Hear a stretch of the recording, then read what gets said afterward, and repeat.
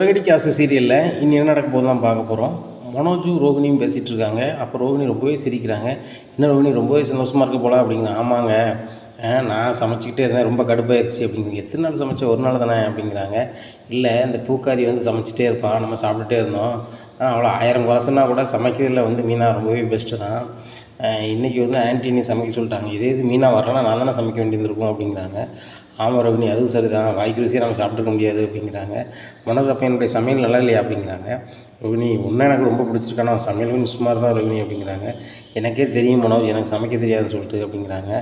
அம்மா, நீங்கள் பணக்காரங்க, வேலைக்கு ஆள் வச்சுருப்பீங்க. எங்கள் வீட்டில் வேலைக்கு முன்னாடி ஆள் வச்சுருந்தோம், இப்போ வைக்கல அப்படிங்கிறனால உனக்கு கொஞ்சம் கஷ்டமாக போச்சு அப்படி இப்படின்னுட்டு இருக்காங்க. சரி, அதான் நம்ம வேலைக்காரி மீனா வந்துட்டாளே அப்படின்னு சொல்லி சிரிச்சிக்கிட்டு இருக்காங்க. மனோஜ் சொல்கிறாங்க, நம்ம ரேஞ்சுக்கெலாம் அவங்க வந்து வேலைக்காரி தான், அவன் புருஷன் முத்து நம்ம வேலைக்காரன் தான் அப்படிங்கிறாங்க. ஏங்க, அவங்க வந்து உங்களை வந்து ஒவ்வொரு முறையும் மட்டம் தட்டிகிட்டே பேசிகிட்டு இருக்காங்க, இதுக்கு என்னங்க வழி பண்ணலாம் அப்படிங்கிறாங்க. ரோகிணி, ரொம்ப ஓவராக போனாங்கன்னா அம்மாவை கவர் பண்ணி வீடை நான் எழுதி வாங்கிறேன், என் வீட்டை விட்டு வெளில போனால் வெளியே போய் தானே ஆகணும் அப்படிங்கிறாங்க. மனோஜ், எதுவும் உங்களால் முடியுமா அப்படிங்கிறாங்க. உனக்கே தெரியும், எங்கள் அம்மா என் மேலே தான் அதிக பாசம் வச்சுருப்பாங்க, நான் என்ன சொன்னாலும் கேட்பாங்க, சரியா? நான் நினச்சோம்னா ரிஜிஸ்டர் ஆஃபீஸ் கூட்டி போய் அம்மா வேறு ஒரு தொழில் விஷயமாக அக்ரிமெண்ட் போட வேண்டியிருக்கோம், உங்கள் பேரில் தான் ஆரம்பிக்க, அதில் கையெழுத்து போடுங்கன்னா எங்கள் அம்மா படித்தும் பார்க்காது, ஒன்றும் பார்க்காது. எங்கள் அம்மாவுக்கு அந்தளவுக்கு தெரியாது, இங்கிலீஷில் அதை டைப் அடித்தா ஒன்றும் தெரியாது. வீட்டை வாங்கிட்டு, அம்மா தப்பாக நினச்சிக்காதீங்க, வீடை அவங்க பேரில் வாங்கிட்டேன், ஆனால் வந்து ஆத்திர வருஷத்துக்கு அப்படி செய்ய வேண்டியதாக போச்சுமா, எனக்கு தொழிலுக்காக தான் பண்ணோமா, மற்றபடி தப்பாக நினச்சிக்காதீங்கன்னு சொல்லி 2 அழுது நடித்தோம்னா எங்கள் அம்மா முதல்ல ஒரு மாதிரி சவுண்ட் விடுவாங்க, அப்புறம் சரி பாப்புன்னு விட்ருவாங்க. அப்படி இருக்கும்போது வந்து இந்த முத்தையும்னா, ஏய் என் வீட்டிலேருந்து தூரம் வெளில போங்க அப்படின்னா தானே ஆகணும் அப்படிங்கிறாங்க. மனோஜ், வீடு வந்து பாதி பேரில் அங்கிள் பேரில் இருக்காங்களா அப்படிங்கிறாங்க. ரோகிணி, அங்கிள் உங்கள் மாமா பேரில் இருந்தாலும் எங்கள் அப்பா வந்து எந்த பிரச்சனையும் பண்ண மாட்டார், அவர் பேரில் இருந்தால் கூட, சரியா? எங்கள் அம்மா தான் வீடு என் வீடுன்னு சொல்லிக்கிட்டு இருப்பாங்க. அதனால் வந்து இப்போ வந்து வெளில போனால் தானே ஆகணும் அப்படிங்கிறாங்க. எங்கள் அப்பா பொண்ணுக்கு இருப்பேன்னு உங்கள் தம்பி சொல்லுவார்ல அப்படின்ட்டு இருக்காங்க. ரோகிணி, அதெல்லாம் பரவாயில்ல, பார்த்துக்கலாம், அந்த முழு உரிமையில் பாதி உரிமையை நம்ம எடுத்துக்கலாம் அப்படிங்கிறாங்க. மனோஜ், இப்போதைக்கு எதுவும் பண்ண வேண்டாம், நம்ம தொழிலில் பெருசு பெருசாக வரணும், நம்மளை வந்து அன்னைக்கு நிலைமைக்கு இந்த முத்தையும் இந்த மீனாவும் வேலைக்காரங்க மாதிரி நடத்தணும் அப்படிங்கிறாங்க. இப்போவுமே வேலைக்காரங்களாக தானே இருக்காங்க ரோகிணி அப்படின்னு சொல்லி சிரிச்சிட்டு இருக்காங்க. ஆமாம் மனோஜ், உங்கள் உயரத்துக்கும் நம்ம உயரத்துக்கும் அவங்க வரவே முடியாது அப்படிங்கிறாங்க. ரோகிணி, உங்கள் அப்பா பெரிய கோடீஸ்வரர், சரியா? நான் கோடீஸ்வரன் ஆகிறதுக்கு முயற்சி பண்ணிகிட்ருக்கேன். என்ன, இன்றைக்கி நம்ம தொழில் பண்ணுறோம், 30 லட்ச ரூபாயில் ஆரம்பிச்சிருக்கோம் தொழிலை, நாளைக்கு 60 லட்சம் 60 கோடி ஆகும், பல இதாகும் அப்படிங்கிறாங்க. ரோகிணி, ஆமாம் அப்படிங்கிறாங்க. உங்கள் அப்பா வந்து ஜெயிலேருந்து வெளில வந்து நம்மளை சும்மியோட போகிறாரு, கண்டிப்பாக நம்மளுக்கு அவர் பிஸ்னஸ் பண்ணணுன்னு தான் சொல்ல போகிறாரு. ஆனால் இந்த பிஸ்னஸ் பண்ணதை பார்த்துட்டு அவரே வந்து, மருமகனே இவ்வளோ பிஸ்னஸ் பண்ணோம், இது இப்படிலாம் பண்ணும்போது என் பிஸ்னஸ் பார்க்குறது பெரிய விஷயம் இல்லை, இதை பார்த்துக்கோங்கன்னு கொடுத்தா ரொம்ப சந்தோஷம் தானே அப்படிங்கிறாங்க. ஆமாம் மனோஜ் அப்படின்னு சொல்லி சமாளிக்கிறாங்க. மனோஜ் இப்படியே பேசி கொண்டு போயிட வேண்டியதான், எப்படியாவது தொழிலை டெவலப் பண்ண சொல்லணும் அப்படின்னு சொல்லிட்டு. மனோஜ், இன்றைக்கி சாப்பாடெல்லாம் நல்லா தானே இருந்துச்சு அப்படிங்கிறாங்க. எங்கே ரோகிணி, ஒழுங்காக சாப்பிடல, நாளையிலேருந்து மீனாக நல்லா சமைப்பேன், நல்லா சாப்பிட்லாம் அப்படிங்கிறாங்க. மனோஜ், நம்ம என்ன செய்யணும், வெளியே கடையிலேயே நமக்கு பிடிச்சதை சாப்பிட்டு வந்துடணும், இங்கே இருந்தாலும் எல்லாட்டிலும் கவலைப்படக்கூடாது அப்படிங்கிறாங்க. ரோகிணி, அப்படி நம்ம பண்ணோம்னா காசு வீணாக போகும், நம்ம எப்படி சேவ் பண்ணுறது அப்படிங்கிறாங்க. அதுவும் சரி தான் மனோஜ், நம்ம வந்து ஆரோக்கியமாகவும் இருக்கணும், அதுபோக பணத்தையும் சேமிக்கணும், அந்த மீனா சாப்பாடை சாப்பிட்டு தான் ஆகணும். மீனாவும் நல்லா தான் சமைப்பா, ஆனால் வந்து இப்போ பூ வியாபாரம் அப்படி இப்படின்னு போடுறதுனால ஒழுங்காக சமைக்க மாட்டாள்ல பழைய மாதிரி அப்படிங்கிறாங்க.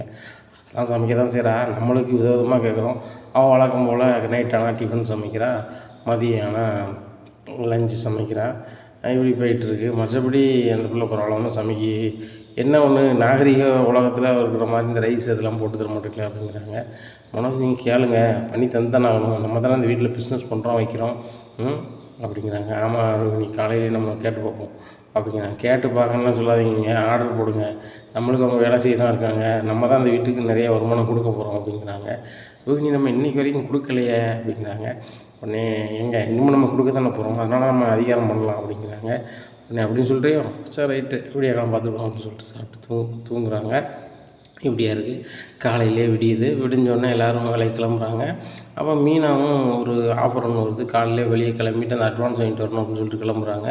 உடனே மீனா முத்து கேட்குறாங்க, என்ன மீனா சமையல் ஆகிட்டா அப்படிங்கிறாங்க. சமைச்சிட்டாங்க, இட்லி எல்லாருக்குமே ஆக்கி வச்சுருக்கேன், சட்னி சாம்பார் இருக்குது, பொடியும் இருக்குது அப்படிங்கிறாங்க.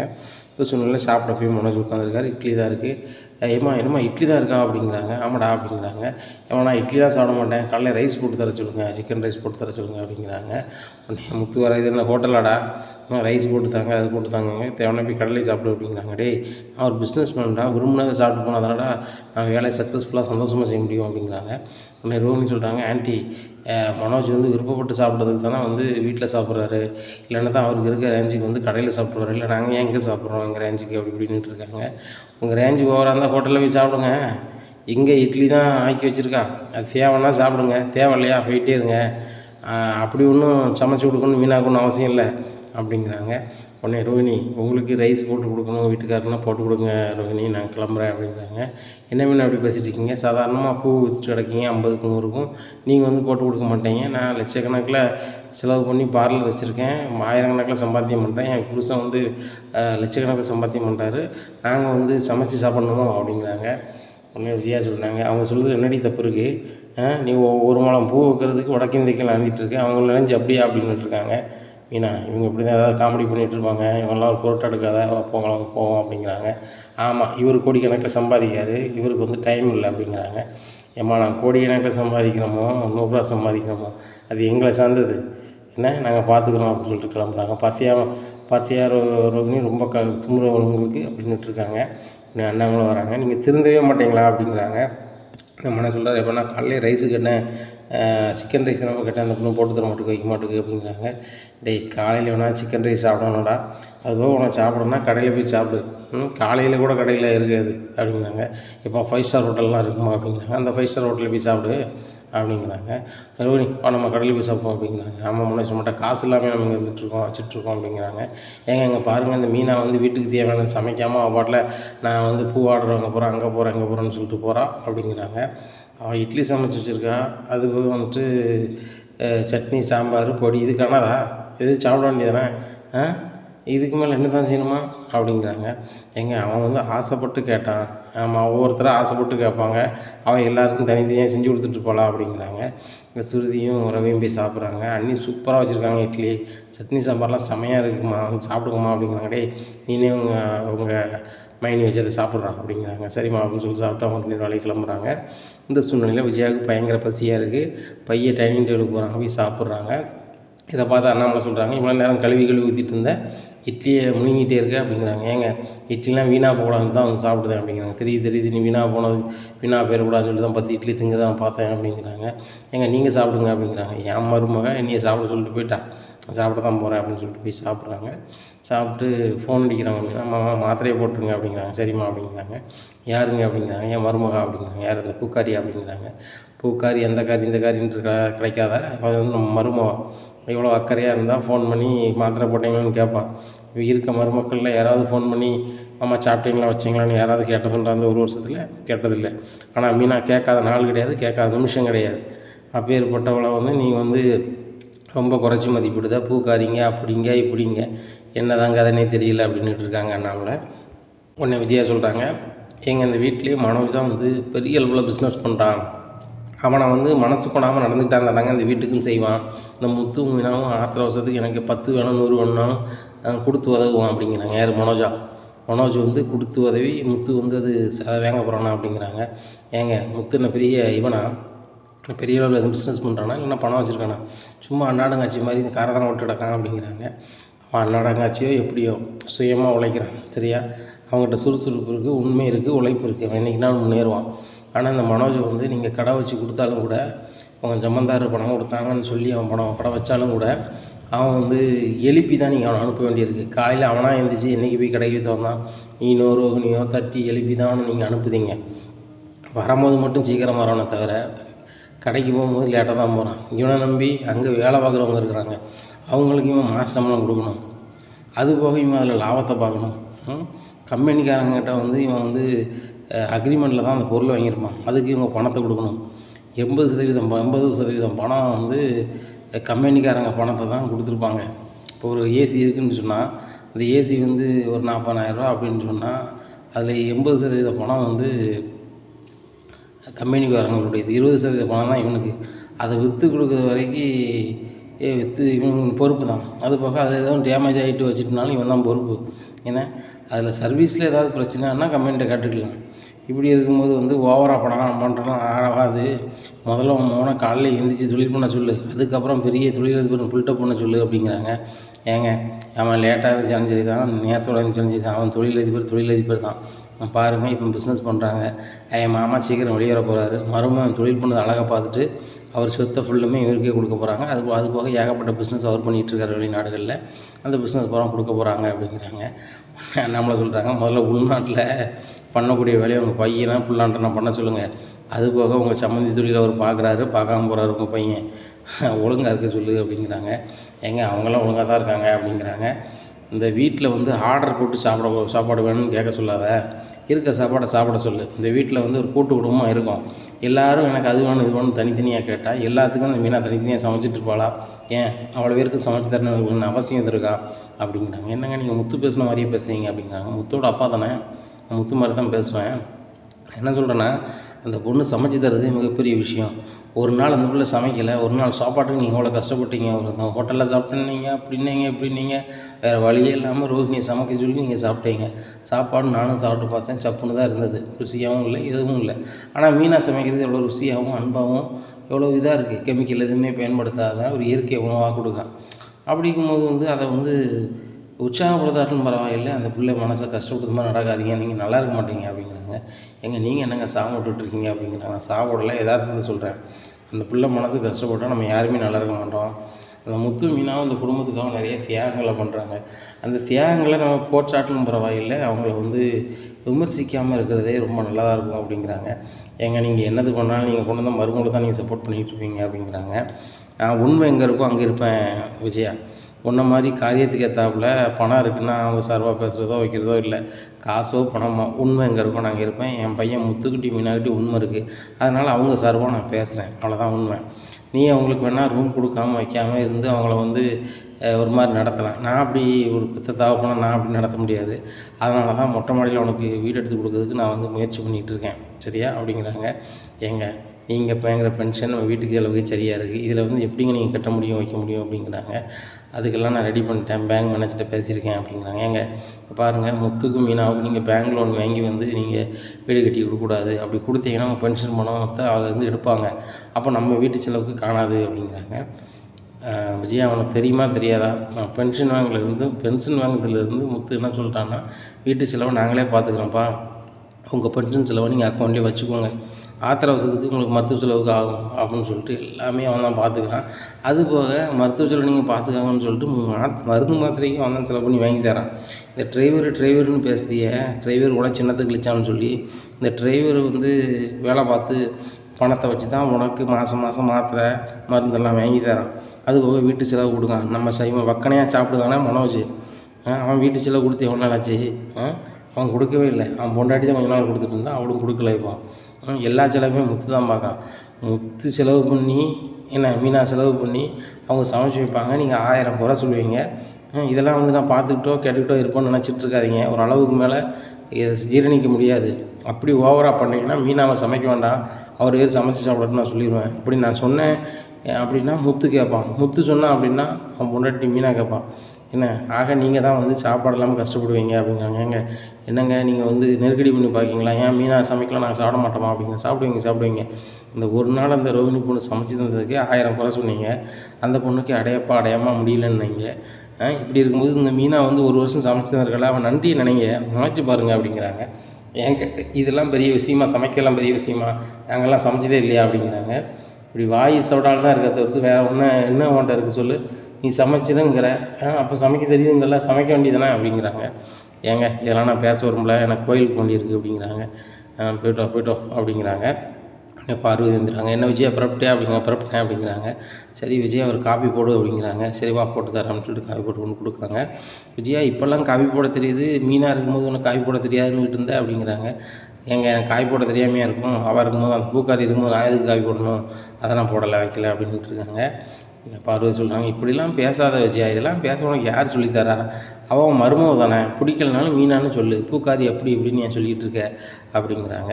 அவளை நான் ஒரு நாளும் மருமகளாகவும் ஏற்றுக்க மாட்டேன், மீனானும் கூப்பிட மாட்டேன். பூக்காரி பூக்காரி தான் அப்படிங்கிறாங்க. நீனும் பூக்காரி தானே அப்படிங்கிறாங்க. நான் என்ன பூக்காரி அப்படிங்கிறாங்க. உன் பேரை தானே பூக்கடையே வச்சுருந்தா அப்படிங்கிறாங்க. இப்போ தான் அந்த கடை இல்லையே அப்படிங்கிறாங்க. கடை இல்லைனாலும் உன் பேரை தானே வச்சா, இன்றைக்கி ஊருக்கு பூரா பூக்காரின்னா உன்னையும் தான் சொல்லுவாங்க அப்படிங்கிறாங்க. உன்னை அப்படி சொல்லுமா அப்படிங்கிறாங்க நம்மளை.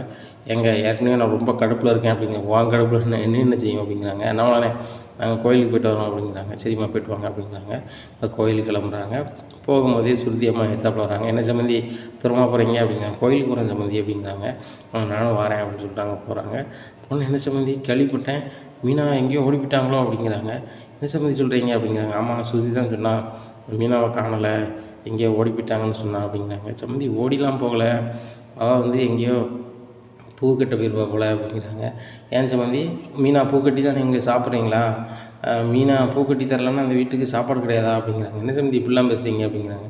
பிறகு என்ன, மீனா இப்படி நைட்டு அன்டயத்தில் வரணுமா, இப்படி பூக்கட்டுறதுக்காக வெளியே போகணுமா, அந்த வீட்டுக்கு தான் அசிங்கம், அதே வீட்டில் தானே என் பொண்ணும் வாழ்கிறா, நானும் உங்கள் சொந்தக்காரங்க முறையில் எனக்கும் அது அசிங்கமாக தானே இருக்குது அப்படிங்கிறாங்க. சம்மந்தி எனக்கும் அசிங்கமாக தான் இருக்குது, எங்கே கேட்குறா அந்த மீனாவும் முத்தும் கேட்கவே மாட்டுறாங்க, வைக்க மாட்டுறாங்க அப்படிங்கிறாங்க. சம்மந்தி வீடு உங்கள் பேரில் தானே இருக்குது அப்படிங்கிறாங்க. ஆமாம், அந்த வீடை பேசாமல் உங்களுக்கு பிடிச்ச பையன் பேரில் எழுதி வச்சுட்டு அவங்கள வச்சு சொல்லலாம்ல அப்படிங்கிறாங்க. இல்லை சம்மந்தி என் காலத்துக்கு அந்த வீடு என் பேரில் இருந்தால் மரியாதை இருக்கும் அப்படிங்கிறாங்க. சம்மந்தி அதுவும் சரி தான், வீடு உங்கள் பேரில் இருக்கும்போது உங்கள் சொல்ல அவங்க கேட்கணும், இல்லைன்னா வீட்டு விட்டு வெளில போக சொல்லிட வேண்டியதானே அப்படிங்கிறாங்க. இல்லை நான் அது பல முறை சொல்லிட்டேன், அப்படி வீட்டை விட்டு வெளில போனோம்னா நானும் வெளியே போயிடுவோங்கிறாரு என் வீட்டுக்கார் வெளியே போயிட்டாரு, என்ன செய்ய முடியும் அப்படிங்கிறாங்க. ஆமாம் அவங்க பென்ஷன் தான் நீங்கள் சாப்பிட்டுட்ருக்கீங்க அப்படிங்கிறாங்க. எங்கள் பென்ஷன் அங்கே முக்கியம், என் வீட்டுக்காரங்க அவங்க அப்படிங்கிறாங்க. அதுவும் சரி தான், ஆனால் உங்களுக்கு சுயமரியாதை முக்கியமில்ல, உங்களை மதிக்காத முத்து மீனாவை எதுக்கு அந்த வீட்டில் வச்சு பார்த்துட்ருக்கீங்க. ரோகிணி பெரிய பணக்கார வீட்டு பிள்ளை, உங்கள் பையன் மனோஜும் தொழில் பண்ணுறாரு, என் பொண்ணும் பெரிய இடத்து பிள்ளை, என் மருமகனும் வேலைக்கு போகிறாரு, நாளைக்கு நாங்கள் பெரிய ரெஸ்டாரண்ட் எதுவும் வச்சு கொடுக்க தயாராக தான் இருக்கோம். ஆனால் உங்கள் பையன் வாங்க மாட்டேக்காரு, அவர் என்னை கேட்டாலும் நான் வச்சு கொடுக்க தான் போகிறேன், இன்றைக்கி நாள் பெரிய ஆளாக தான் போகிறாங்க. ஆனால் அந்த முத்து மீனாவும் அந்த வீட்டில் இருக்கிறதுனால அந்த வீட்டுக்கு ஒரு மாதிரி அவமானமாகவும் எங்களுக்கு வர்றதுக்கும் ஒரு மாதிரி இருக்குது அப்படிங்கிறாங்க.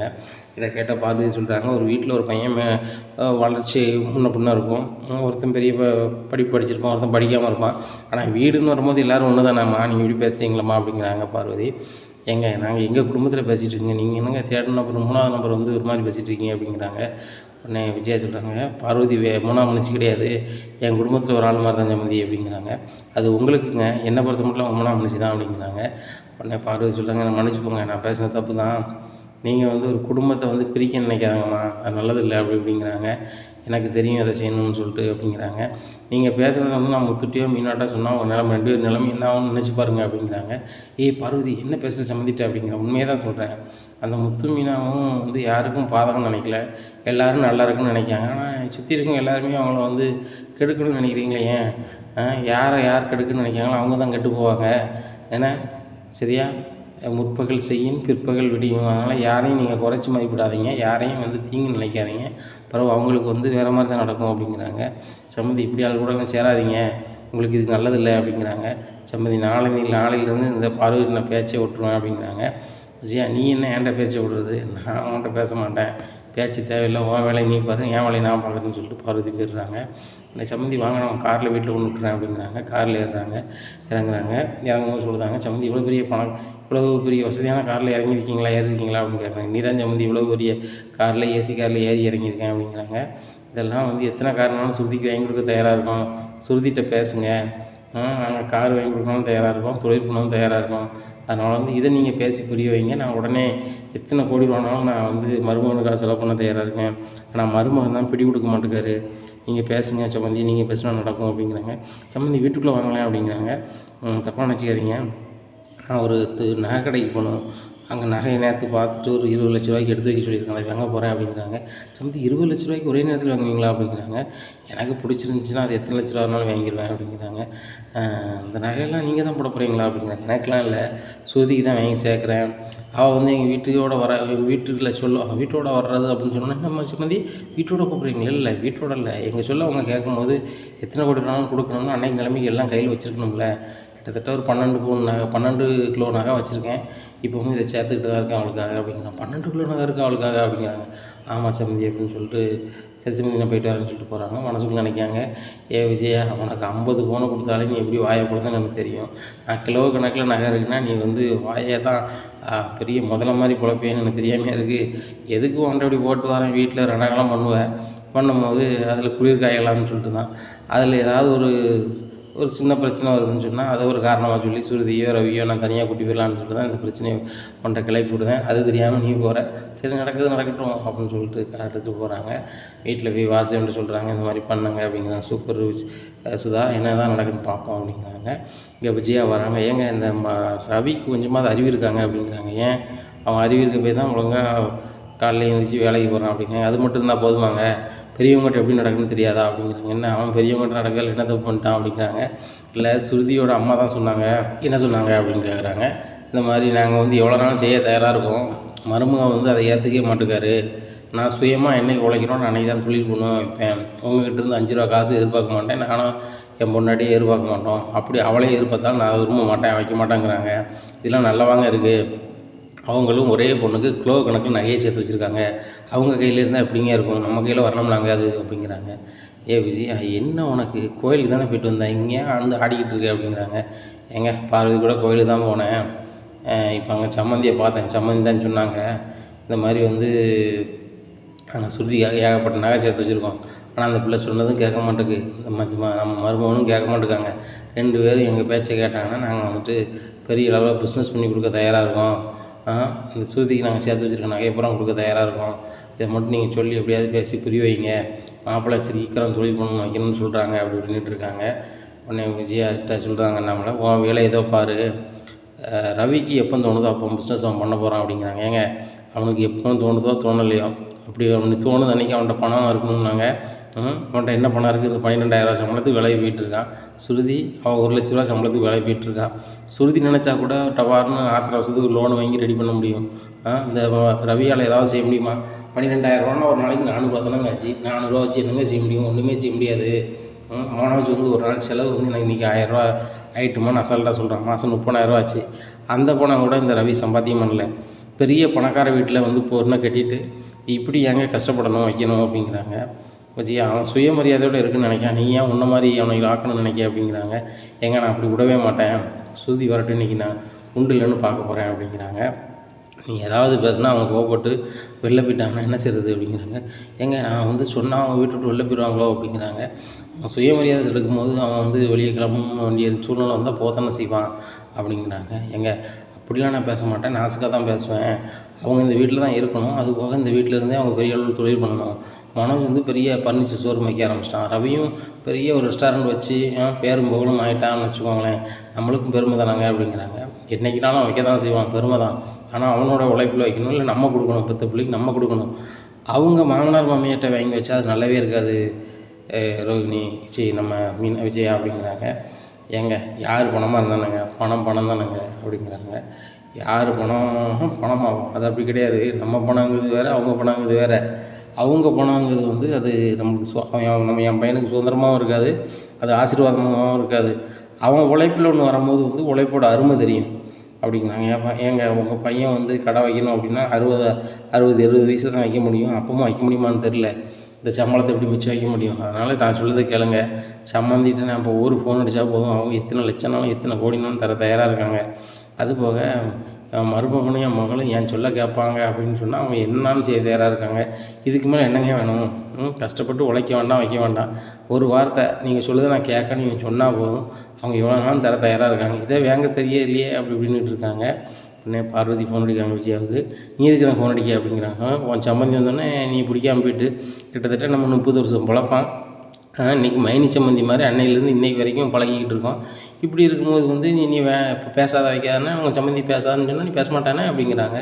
ஆமாம், எனக்கு என் பணக்கார சம்மந்தி என்ன சொல்கிறாங்களோ அதை நான் கேட்பேன் அப்படிங்கிறாங்க. விஜயா, பணம்னு அலைகிற ஒரு நாள் வந்து அந்த பணம் அவங்ககிட்ட இருக்கும், அவன் அன்பு காட்ட அவன் பக்கத்தில் யாருமே இருக்க மாட்டாங்க அப்படிங்கிறாங்க.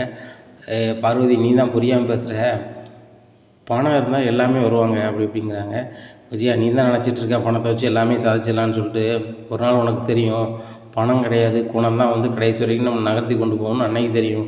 அன்னைக்கு வந்து பார்வதி இருக்கனோ இல்லையோ, ஆனால் நீ நினச்சி பார்ப்ப பார்வதி சொன்ன வார்த்தையை அப்படிங்கிறாங்க. சரி, நீ முதல்ல ஃபோனை வை, இனிமேல் நீ பேசுதோ வைக்கதோ என் வீட்டுக்கு வரது வேலை வச்சுக்கிட்டாத அப்படிங்கிறாங்க. உடனே விஜயா செல்லை பிடிங்கி இப்போ அண்ணாமலை பேசுகிறாங்க. என்ன விஜயா அப்படி பேசிகிட்ருக்க, பார்வதி தப்பாக நினைக்காதாம்மா, அவன் வந்து லூஸ் மாதிரி பேசிகிட்டு இருக்கா, பேசி சரி பண்ணிடுதம்மா அப்படிங்கிறாங்க. அண்ணாமலை, நீங்கள் எல்லாருமே இருக்கீங்க, உங்களை பார்க்க வருவேன் பேசுவேன், ஆனால் விஜயாட்டன்னு நான் பேச மாட்டோம்னே, அவள் நடந்துக்கிட்ட செயல் அப்படி கோயிலில் அப்படின்னு கூட நான் மனசு கேட்காம மறுபடியும் ஃபோன் பண்ணுறேன். என் பணக்கார சம்மந்தி என்ன சொல்லுவாங்களோ அதை தான் கேட்பேன்னு சொல்கிறாங்க.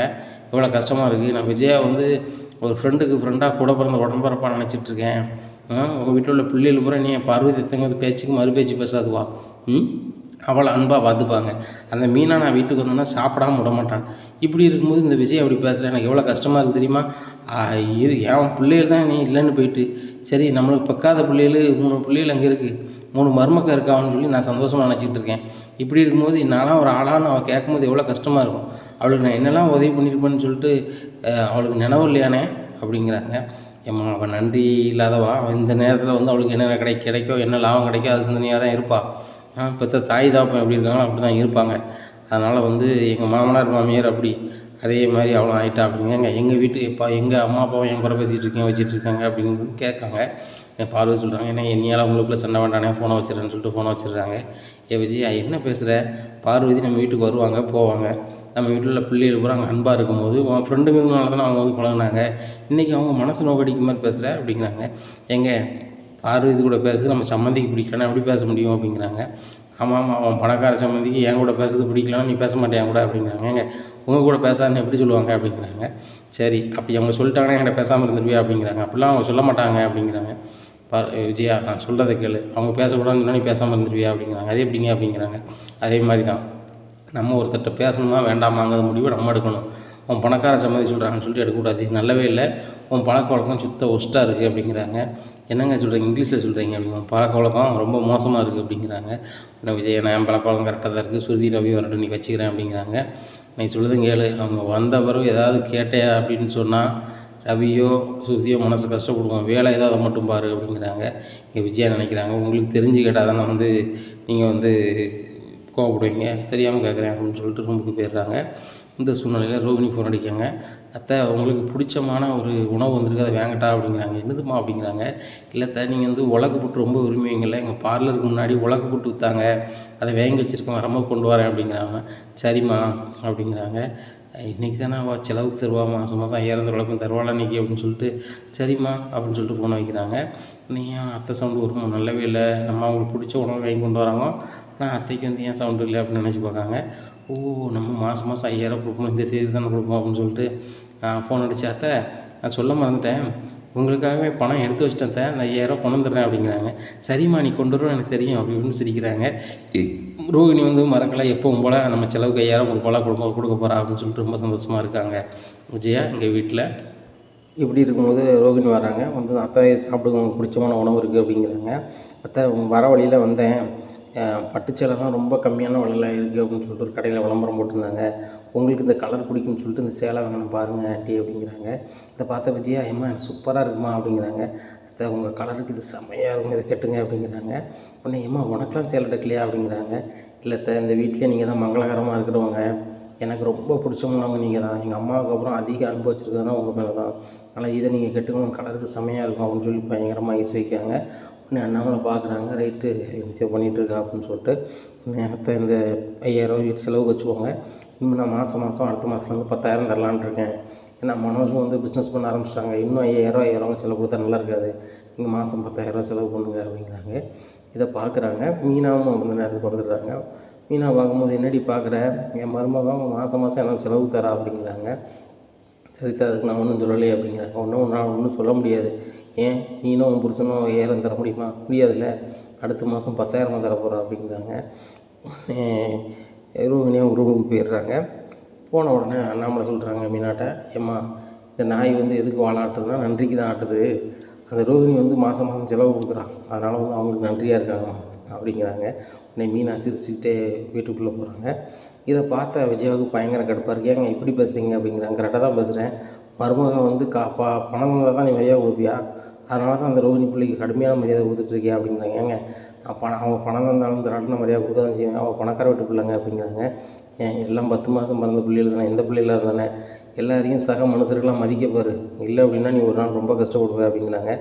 ஏங்க பணம் மட்டும் இருந்தால் போதும், மரியாதை தானாக வரும் அப்படிங்கிறாங்க. அப்படியா?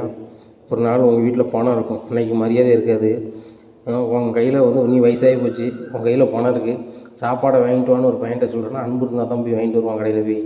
உன்கிட்ட பணம் இருக்குது அப்படிங்கன்னா நான் ஆணவத்தில் சொன்னால் போக மாட்டான், அதை புரிஞ்சுக்கோ அப்படிங்கிறாங்க. ஏங்க பணம் தான் வேலைக்கு ஆள் வச்சோனாங்க அப்படிங்கிறாங்க. நல்லா வைப்ப அப்படின்னு சொல்லிட்டு உன்கிட்ட பேசி பிரயோஜனம் இல்லை, நான் வாய்க்கும் போகிறேன்னு சொல்லிட்டு கிளம்பிடுறாங்க. இந்த சூழ்நிலை மீனாவை பாடாப்படுத்துகிறாங்க. மீனா பிரியாணி ரெடி பண்ணு அப்படிங்கிறாங்க. அத்தை இப்போ தான் வெளில போய்ட்டு வந்து கொஞ்சம் நேரம் கழிச்சு நான் கடைக்கு போய்ட்டு வரேன் அப்படிங்கிறாங்க. இல்லை சிக்கன் பிரியாணி சம்மன் ரெடி பண்ணணும், சிக்கன் வாங்கிட்டு வா அப்படிங்கிறாங்க. அத்தை ஒரு ½ அன் ஹவர் கழிச்சு நல்லா போக முடியும், எனக்கு கொஞ்சம் ரெஸ்ட் எடுக்கணும் அப்படிங்கிறாங்க.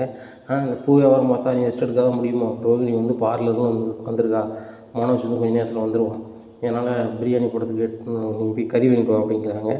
உடனே முத்து வந்துடுறாரு. என்ன மீனா சவுண்டு ஓவராக இருக்குது அப்படிங்கிறாங்க. இல்லைங்க ரோகிணி மனோஜ் சாப்பிடுவாங்களாம், பிரியாணி ரெடி பண்ணணுமா அப்படிங்கிறாங்க. இன்றைக்கி நைட்டு எல்லாருக்கும் டிஃபன் தானே ரெடி பண்ணுவேன், டிஃபனே ரெடி பண்ணு, யாருக்காகவும் எதுவும் சமைக்கணும்னு அவசியம் கிடையாது, அப்படியே அவங்களுக்கு ஏதாவது வேணால் கடையில் வாங்கி சாப்பிட சொல்லு, இல்லையா அவங்க சமைச்சு சாப்பிடட்டும் அப்படிங்கிறாங்க. டேய் பொண்ணு மாதிரியும் பொண்டாட்டி மாதிரியும் அவங்க சின்ன அளவில் பண்ணல, பெரிய அளவில் தொழில் பண்ணுறாங்க அப்படிங்கிறாங்க. ஏம்மா பெரிய அளவில் அவங்க தொழில் பண்ணுறாங்க, சின்ன அளவில் பண்ணுறாங்க, அது எனக்கு என்ன அவசியம், என் முன்னாடிக்கு என்ன அவசியம், தேவையில்லை. இல்லை இந்த வீட்டுக்கு தான் என்ன அவசியம், அவங்க உழைக்கிறாங்கன்னா அவங்க வச்சுக்க போகிறாங்க கையில், நீங்கள் சரிங்களா, நாங்கள் உழைக்கிறோம் நாங்கள் கையில் வச்சுக்க போகிறோம், அவங்களுக்கு ஏதாவது வேணும்னா அவங்க சமைச்சு சாப்பிட சொல்லுங்கள் அப்படிங்கிறாங்க. ரோகிணி சொல்கிறாங்க, ஆண்டி இவங்கெல்லாம் சமைச்சு தந்து நாங்கள் பிரியாணி சாப்பிட வேண்டாம், பிரியாணி கடையிலே ஆர்டர் பண்ணலாம் ஆண்டி, கடையில் ஆர்டர் பண்ணால் செம்ம ருசியாக இருக்கும் அப்படிங்கிறாங்க. அது கூட சேர்ந்து ஆப்பு இருக்கும் அப்படிங்கிறாங்க. முத்து என்ன பேசிகிட்டு இருக்கீங்க அப்படிங்கிறாங்க. ஆமாம் அவன் கண்டகளை இதெல்லாம் போடுவான், கடையில் அம்மா செவிக்காமல் வைக்காமல் முடிச்சுட்டு இருந்தாங்களே, அதை மாதிரி தின்னுட்டு ஆஸ்பத்திரிக்கும் வீட்டுக்கும் அலைய வேண்டியதான் அப்படிங்கிறாங்க. அதெல்லாம் ஒரு காலம் நடக்காது அப்படிங்கிறாங்க. மனோஜ் வந்துடுறாங்க. என்ன ரோகிணி முத்து என்ன பேசிகிட்டு இருக்கான் அப்படிங்கிறாங்க. என்ன பூசவன் மலை உனக்கு அப்படிங்கிறாங்க. உடனே என்ன முத்து இப்படி பேசிகிட்டு இருக்க, நான் ஒரு பிஸ்னஸ் மேன், மரியாதை பேசு அப்படின்ட்டு இருக்காங்க. பெரிய இல்லாத உலகத்தில் இல்லாத பெரிய பிஸ்னஸ் மேன் அப்படிங்கிறாங்க. மனோஜ் நீங்கள் உடனே ஆர்டர் பண்ணுங்கள் பிரியாணிக்கு அப்படிங்கிறாங்க. என்ன ரோகிணி வீட்டில் சாப்பாடு இல்லையா அப்படிங்கிறாங்க. நீங்கள் தானே சொன்னீங்க மனோஜ், காலையில் ரைஸ் கேட்டீங்க, இப்போ பண்ண தெரில, இப்போ நம்ம பிரியாணி ஆர்டர் பண்ணணும்னு சொல்லி ஆண்டி தான் சொன்னாங்க அப்படிங்கிறாங்க. ஓ அம்மா யோசனை தானே, சரி சரி சரி ஆர்டர் பண்ணி சாப்பிடுங்க அப்படிங்கிறாங்க. மீனா சமைச்சு தர மாட்டாங்களோ அப்படிங்கிறாங்க. உடனே முத்து பார்க்குறாரு, உங்களுக்குலாம் சமைச்சு தரணும் தலையில் எழுதியிருக்கு, தலையில் எழுதியிருக்கா, எல்லாருக்கும் என்ன சமையலோ அது வேணால் சாப்பிட விருப்பம் தான் சாப்பிடுங்க, அதுவுமே மீனா பெரிய மனசு பண்ணி தான் தாரா அப்படிங்கிறாங்க. யாருடைய பெரிய மனசு தேவையில்லை, நாங்கள் தான் வீட்டு செலவு கொடுக்குறோமே அப்படிங்கிறாங்க. வீட்டு செலவுக்கு நாங்களும் தான் கொடுக்குறோம், நாங்கள் உங்கள்கிட்ட ஆர்டர் போட்டு சாப்பிடுவோம் நானும் மீனாவும், அப்போ இங்கே நீ சாப்பிட விருப்பம் தான் சாப்பிடல, வெளியே போய் சாப்பிடுங்க, என்ன செஞ்சுட்டு போங்க அப்படின்ட்டு ரூம் பார்த்து போகிறாங்க. மீனா அப்படின்னு இருக்காங்க. மீனா நீ ஏன் யாருக்காவது நின்றுக்கணும் வா அப்படின்னு சொல்லிட்டு கூப்பிட்றாங்க. மீனா இதை சாப்பிட அப்படின்னு சொல்லிட்டு அல்வா பிச்சு ஊட்டி விட்றாங்க. இல்லைங்க நான் ரூமில் வந்து சாப்பிட்டுக்கிறேன் அப்படிங்கிறாங்க. இல்லை மீனா என் முன்னாடி வாங்கிட்டு வரணும்னு தோணுச்சு, அந்த மெஸ்ஸில் வாங்கினேன், என்ன மெஸ்ஸில் வாங்கினேன், சூப்பராக இருக்கும் சாப்பிடு அப்படின்னு சொல்லி ஊட்டி விட்றாங்க. இதை பார்த்த விஜயாவுக்கு பயங்கர கடுப்பாக இருக்குது. இந்த சிக்கன் பிரியாணி இவன் ரெடி பண்ணுன்னா ரெடி பண்ண மாட்டேங்கான், இவன் என்னென்னா அவனுக்கே சப்போர்ட் பண்ணிக்கிட்டு இருக்கான். பார்க்க போனால் இவங்க சாதாரண ஒரு டிரைவரு, அவள் பூக்காரி, என் பையன் எவ்வளோ பெரிய பிஸ்னஸ் பண்ணுறான், அவள் எவ்வளோ பெரிய தொழில் பண்ணுறா, இவங்க பண்ணி தர மாட்டாங்களா, சரி இருக்கட்டும் இவங்களுக்கு ஒரு நாள் ஆப்பு வச்சுக்கிறேன் அப்படின்னு சொல்லிட்டு பேசிகிட்டு இருக்காங்க. உடனே மனோஜ் ஆர்டர் பண்ணிடுறாரு, பிரியாணி பக்கெட் பிரியாணி கொண்டு வந்துடுறாங்க. கொண்டு வந்துடுறேன். டேய் நீங்கள் போனால் தான் நாங்கள் பிரியாணி சாப்பிட முடியுமா பாருடா அப்படிங்கிறாங்க. டேய் வீட்டில் போனால் ஒரு 300 முடிஞ்சிடும், வீடே சாப்பிட்றலாம், ஆனால் இப்போ நீ எவ்வளோ ஆர்டர் பண்ணியிருக்க அப்படிங்கிறாங்க. 1500 அப்படிங்கிறாங்க.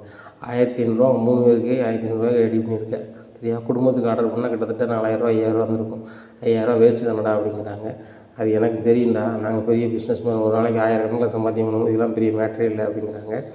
விஜயா வராங்க ரொம்ப தோரணையாக. டேய் முத்து உன் பொண்டாட்டி சமைச்சா தான் அங்கே பிரியாணி சாப்பிட முடியுமா, என் பையன் மனோஜுக்கு பணம்லாம் இன்றைக்கி நிலைமைக்கு பெரிய மேட்ரே கிடையாது, அவன் எத்தனை லட்சம் ரூபாயும் சம்பாத்தியம் பண்ண திறமையில் இன்றைக்கி இருக்கான், சரியா அப்படின்ட்டு இருக்காங்க. ஏம்மா சம்பாத்தியம் பண்ணட்டும், சம்பாத்தியம் பண்ணதை அழிக்காமல் இருந்தால் தானே அது இருக்கும், 4 நாள் அந்த ஓவராக சீன் போட்டால் கடையில் இல்லாதனால என்ன செய்வான் அப்படிங்கிறாங்க. டேய் இன்னும் அவன் கோடி கணக்கில் பிஸ்னஸ் பண்ண போகிறான்டா, இதெல்லாம் பெரிய மேட்ரு கிடையாது, 365 நாளும் 3 நேரமும் கடையில் வாங்கி சாப்பிட்டாலும் இன்னும் அவன் தொழில் பண்ண தொழிலில் அவ்வளோ வருமானம் வரும் அப்படி இப்படின்னு பயங்கர சீன் போடுதாங்க. மனோஜ் சொல்கிறாரு, கேட்டுக்கடா அம்மா சொல்கிறத, நான் சொன்னது பாதி தான், அம்மா சொல்கிறதும் பாதி தான், என் மாமனார் ஜெயிலேருந்து வெளில வந்தோடனே என்ன நடக்குன்னு பாரு அப்படிங்கிறாங்க. நீ உள்ளே போகிறியா அப்படிங்கிறாங்க. டேய் மரியாதையை பேசுவார், பிஸ்னஸ் போகிற எனக்கு தர போகிறாரு அப்படிங்கிறாங்க. டேய் உங்கள் மாமா மலேசியாவில் இருக்கிறதே பெரிய சந்தேகம், மாமாருக்கு முதல்ல மலேசியாவாங்கிறதே சந்தேகம், உன் பொண்டாட்டி அவருக்கு வாழாங்கிறது அதை விட சந்தேகம் அப்படின்ட்டு இருக்காங்க. உடனே முத்து மரியாதையை பேசுங்க, எங்கள் அப்பா வந்து மலேசியாவில் எவ்வளோ பெரிய ஆள் தெரியுமா அப்படிங்கிறாங்க. என்ன ரொம்ப அவசரமாக இருப்பாரா அப்படிங்கிறாங்க. பாருங்க ஆண்டி வீம்புக்கே பேசிகிட்டு இருக்காரு அப்படிங்கிறாங்க. அவன் அப்படிதாம்மா பொறாமையில் பேசுகிறான், முத்து மீனாவும் நீங்கள் நல்லா இருக்கக்கூடாதுன்னு நினச்சாங்க, ஆனால் வந்து நீங்கள் நல்லா இருக்கிறத பார்த்தா உங்களுக்கு வயிறு எரியுது அப்படிங்கிறாங்க. ஆமாம்மா வயிறு எரியுது, மீனா ஜெலிசில் இட்டுவா நான் குடிக்கிறேன், குடித்தா கொஞ்சம் வயிறு எரிச்சல் அடங்கும் அப்படிங்கிறாங்க. அண்ணாமலை வந்துடுறாங்க. என்னடா முத்து என்ன மீட்டிங் நடக்குது அப்படிங்கிறாங்க. இல்லைப்பா இவங்க சாப்பிட்றதுக்கு தனியாக பிரியாணி ரெடி பண்ணணுமா அப்படின்னு மீனாட்ட சொன்னாங்க. மீனா வந்து எல்லாருக்கும் சமையல் பொதுவாக கொண்டு தான் பண்ண முடியும்னு சொல்லியிருப்பா போல். இந்த சூழ்நிலையில் வந்து அவங்க பக்கெட் பிரியாணி ஆர்டர் பண்ணி சாப்பிட்றாங்கப்பா அப்படிங்கிறாங்க. அழகாக சாப்பிட்டு போகிறாங்க அப்படிங்கிறாங்க. நம்மளுக்கு என்ன முத்து, அவங்க காசு அவங்க சாப்பிட்றாங்க, கடைசியில் அவங்களுக்கு உடம்புக்கு முடியலன்னா அவங்க ஹாஸ்பிட்டலுக்கு அழைச்சிட்டு போகிறாங்க அப்படிங்கிறாங்க. ஏப்பா பிரியாணி சூப்பராக நீங்களும் சாப்பிடுங்கப்பா அப்படிங்கிறாங்க. இல்லை இல்லை என் மருமகன் வந்து எனக்கு நைட்டு சாப்பாடு ரெடி பண்ணி வச்சுருக்கேன், நான் சாப்பிட்டுக்கிறேன், நீங்கள் சாப்பிடுங்க அப்படிங்கிறாங்க. இப்போ சொல்லி விஜய் அவங்க 3 பேர் இருந்தாங்க, பெட்ரூமில் போய் சாப்பிட்றாங்க. பயங்கர மனமாக இருக்குது. இதை பார்த்தோன்னா நம்மளை சொல்கிறேன் பயங்கர மனமாக இருக்குது, ஏதோ கெமிக்கல் அதிகம் செபத்துருவாங்க போலையே அப்படிங்கிறாங்க. ஏங்க இவங்களுக்கு மட்டும்தான் சமைக்க தெரியுமா, ஹோட்டலில் சமைச்சு சூப்பராக கொடுத்துட்ருக்காங்க, நான் பார்த்துக்கிறேன் அப்படின்னு சொல்லி சாப்பிட்றாங்க. சாப்பிட்ட 3 பேர் கொஞ்ச நேரத்தில் வயிற்ற கலக்க ஆரம்பிச்சிருது. கடப்படா ஒவ்வொருத்தரும் ஒவ்வொரு பாத்ரூம் ஓடிட்டுருக்காங்க. இதை பார்த்தா அண்ணாமலை முத்து ரொம்பவே சிரிக்கிறாங்க. என்னப்பா என்ன நடக்குப்பா அப்படிங்கிறாங்க. தெரிலடா எல்லோரும் ஒவ்வொரு ரெஸ்ட் ரூமாக ஓடுறாங்க அப்படின்னு சொல்லிட்டு விஜயாட்ட என்ன விஜய் என்ன செய்யுது அப்படின்னு. எங்கே முடியல 4 நேரம் ஆயிடுச்சு அப்படிங்கிறாங்க. டபார்னு பேசிட்டு ஓடுறாங்க. 5ஆவது நேரம் ஆயிடுச்சு அப்படின்னு அண்ணாமலைன்றாரு. நல்லதுக்கு காலம் இல்லை, எங்க அத்தைக்கு என்னாச்சுங்க அப்படிங்கிறாங்க. ஒன்றும் ஆகலை, அகம் பண்ணாங்க, அழிஞ்சு கிடக்காங்க, அவன் வேலையை மட்டும் பாருமினா அப்படிங்கிறாங்க. உடனே மனசு ரொம்ப முடியாமல் எப்போ ரொம்ப முடியலை, முத்தை வந்து கார் எடுத்து வர சொல்லுங்கப்பா, நான் ஹாஸ்பிட்டல் வரைக்கும் போகணும் அப்படிங்கிறாங்க. டேய் நீ ஒன்றை தான் பணம் இருக்கல, ஏதாவது டிரைவர் வர சொல்லு அப்படிங்கிறாங்க. டேய் அவன் வரதுக்கு நேரம் உண்டா அப்படிங்க. தெரியுதா பக்கத்தில் இருக்கவன் தான் உதவி செய்வான், சரியா ரொம்ப ஓவராக பண்ணால் நான் வரல, டிரைவர் ஏதாவது வர சொல்லு அப்படிங்கிறாங்க. டேய் நேரம் பார்த்து பண்ணாடா அப்படிங்கிறாங்க. ஆமாடா நான் வந்தால் காசு தர மாட்டேன் சரியா அப்படிங்கிறாங்க. டேய் எவ்வளோ நாள் வாங்கிக்கடா அப்படிங்கிறாங்க. கூட பிறந்த அண்ணனா பேசு, அப்படின்னா தான் வந்து நான் வந்து தம்பி அவன்கிட்ட பேசுவேன், நீ ஓவராக பேசினா நான் 3ஆம் மனுஷன் மாதிரி பேச வேண்டியிருக்கும் அப்படிங்கிறாங்க. டேய் முதல்ல ஆஸ்பத்திரி கூட்டி போடா அப்படிங்கிறாங்க. 3 பேரையும் ஹாஸ்பிட்டலில் கொண்டு சேர்க்குறாங்க. டாக்டர் செக் பண்ணி பார்த்து சொல்கிறாங்க, இந்த ஹோட்டலில் சாப்பிட்ட உணவுல பிரச்சனை, அன்றைக்கி ஹோட்டல் உணவுலாம் சாப்பிடாதீங்க, அப்படி சாப்பிட்டீங்கன்னா தொடர்ச்சியாக சாப்பிட்டீங்க அப்படின்னா உங்களுக்கு கேன்சர் கூட வர வாய்ப்பு இருக்குது அப்படி இப்படிங்கிறாங்க. என்ன சார் சொல்கிறீங்க அப்படிங்கிறாங்க. ஆமாம் பிளாஸ்டிக்கில் வந்து நீங்கள் பிரியாணி வாங்கி சாப்பிட்ருக்கீங்க, ரெகுலராக வந்து நீங்கள் சாப்பிடும்போது என்ன ஆகும் அப்படின்னா அந்த பிளாஸ்டிக் இலையும் வயிற்றுக்குள்ள போகும், அது வந்து உங்களுக்கு செல்களை மாற்றம் அடைய வைக்கும், உங்களுக்கு செல்கள் மாற்றம் அடைஞ்சினா கேன்சர் வரும், அதுக்கப்புறம் அது உங்களுடைய உயிருக்கே அது உத்தரவாதம் இல்லாமல் போயிடும் அப்படிங்கிறாங்க. மனசு சரி நம்ம சாப்பிடவே மாட்டேன் அப்படிங்கிறாங்க. புரிஞ்சுக்கடா, முதல்ல பணம் இருந்தால் காணாது, அறிவு படிச்சிருந்தா அறிவு இருந்தால் காணட்டும், காணாது அதை பயன்படுத்தணும் சரியா. எதுக்கு நான் சொன்னேன், அதிக கெமிக்கல் சேர்ப்பாங்க, எனக்கு அதுக்கு 2வது வழியை சேர்த்துட்டு பண்ணுவேன். அதுபோக பிளாஸ்டிக்லாம் ஒரு பொருளை வாங்கியோ பிளாஸ்டிக் கவர்லேயோ அதிலே சேர்த்தா உடம்புக்கு கேடுடா, ஆரோக்கியமாக இருக்கிறது தான் வீட்டு உணவில் எல்லோரும் சாப்பிட சொல்கிறது, வேறு பணம் செலவு பண்ணக்கூடாதுங்கிறதுக்காக சொல்லலை அப்படிங்கிறாங்க. இந்த மனோஜ் உடனே நினைக்காரு, இந்த முத்துலாம் கருத்து சொல்கிறது மாதிரி இருக்குன்னு சொல்லிட்டு கடுப்பாகிறாங்க. அப்போ கூட நம்ம நன்மைக்கு தானே முத்து மீனாவும் சொல்கிறாங்கன்னு சொல்லிட்டு கொஞ்சம் கூட நினப்பு இல்லை. இப்படியா இருக்குது. இந்த சூழ்நிலையில் ஜீவாவுக்கு ரொம்பவே கடுப்பாக இருக்குது. இந்த மனோஜ் வந்து நம்மக்கிட்ட வந்து 27 லட்ச ரூபாயை மட்டும் வாங்கினது இல்லாமல் 3 லட்ச ரூபாய் எக்ஸ்ட்ரா வாங்கிட்டானே அப்படின்னு சொல்லிட்டு ரொம்ப கடுப்பில் இருக்காங்க. உடனே அவங்க கனடாவிலேருந்து இந்தியாவுக்கு ஃபோன் அடிக்கிறாங்க அவங்க ஃப்ரெண்டுக்கு. எங்கள் ஃப்ரெண்டு சொல்கிறாங்க, கொலப்படாட்டி விடுடி, ஒரு வாய்ப்பு 2 திருப்பி வாங்கிக்கலாம் அப்படிங்கிறாங்க. அவன் பணம்லாம் எனக்கு தேவையில்லை, அவன் பொண்டாட்டியும் அவனு ரொம்ப ஓவராக பண்ணிட்டாங்க ஸ்டேஷனில் வச்சு, நான் மட்டும் கனடா வராமல் இருந்திருந்தேன், அங்கேயே இருந்ததுன்னா நான் படாப்படுத்திருப்பேன், என்ன டிக்கெட் வேறு போட்டேன், வெளியே கிளம்பணுமே, அப்படி ஒரு சூழ்நிலை இருந்தால் ஸ்டேஷன்லேருந்து மனுக்குது மாதிரி இருந்துச்சுன்னா நான் வந்து வெளில வர முடியாதுங்கிறதுக்காக மட்டும்தான் நான் வந்து அவனுக்கு சும்மா விட்டேன். நீ அங்கே தான் இருக்க, ஏதாவது பண்ணலாம் ரெடி அப்படிங்கிறாங்க. நான் ரெடி பண்ண முடியும் அப்படிங்கிறாங்க. இல்லை நீ தானே சொன்ன அவன் ஃபர்னிச்சர் கடை வச்சுருக்கான் அப்படி இப்படின்னு சொல்லிட்டு அப்படிங்கிறாங்க. ஆமாம் ஃபர்னிச்சர் கடை வச்சுருக்கான், ரொம்ப சீன் போட்டுட்ருக்கான், இப்போ காரில் தான் போகிறான், காரில் தான் வரான், நடராஜா பஸ்ன்னு சொல்லிட்டு நடந்தே இல்லாந்துவான். இப்போ என்னென்னா கார் ஓட்டி அவன் வரல தொழில் போயிட்டுருக்கான் வந்துட்டுருக்கான், பயங்கர புல்டப் பண்ணுறான், கோட்டு போட்டு தான் வேலைக்கு வரான் போகிறான், இதெல்லாம் உனக்கு எப்படி தெரியும் அப்படிங்கிறாங்க. நாங்கள் மாஸ்க்கு போட்டு ஒரு இடத்துக்கு போனேன், பக்கத்தில் ஒரு இடத்துக்கு போனேன், போகும்போது அவன் கடை தான் எப்படின்னு பார்ப்போன்னு சொல்லி பார்த்தேன், அவன் அம்மா பேரில் கடை வச்சுருக்கான், ஆனால் வந்து நீ கொடுத்த ஓன்ட்ட பணம் திருப்பி வாங்கின மாதிரிலாம் அவன் பில்டப் பண்ணல. எப்படி பில்டப் பண்ணியிருக்காங்கன்னா அவன் மாமனார் வந்து ஃபாரின்லேருந்து பணம் அனுப்புனதாக அதில் தொழில் பண்ணது மாதிரி பேசுகிறாங்க, ஆனால் வந்து வீட்டை ஏமாற்றிட்டு தான் இருப்பான் போல அப்படிங்கிறாங்க. உடனே ஜீவா சொல்கிறாங்க, அவன் என்ன ஏமாத்தான் சாப்பிட்டுக்கிட்டு இருந்தான், அப்பா பணத்தை எடுத்துகிட்டு ஓடி வந்தான், இப்போ அந்த பணம் வந்து விஷயம் வந்து உள்ளதை வீட்டுக்கு சொன்னால் வீட்டில் வாங்கிடுவாங்கன்னு சொல்லிட்டு அப்படி சொல்லியிருப்பான், அவனுக்கு ஒரு நாள் வசமாக ஆப் வைக்க முடியும் அப்படிங்கிறாங்க. உடனே இப்போ நினச்சா கூட வைக்கலாமே அப்படிங்கிறாங்க அவங்க ஃப்ரெண்டு. எப்படி வைக்க முடியும் அப்படிங்கிறாங்க. லோக்கல் ரவுடின்னு நமக்கு தெரிஞ்சவன் தான், அவனை செட் பண்ணி பண்ணிட வேண்டியதானே அப்படிங்கிறாங்க. என்னடி பண்ணலாம் அப்படிங்கிறாங்க. இது பண்ணி விட்டுடலாம், குளித்து விட்டுடலாம் அப்படிங்கிறாங்க.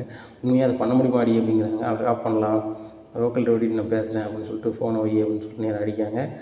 சார் எங்கே இருக்கீங்க அப்படிங்கிறாங்க. வீட்டில் இருக்கேன் அப்படிங்கிறாங்க.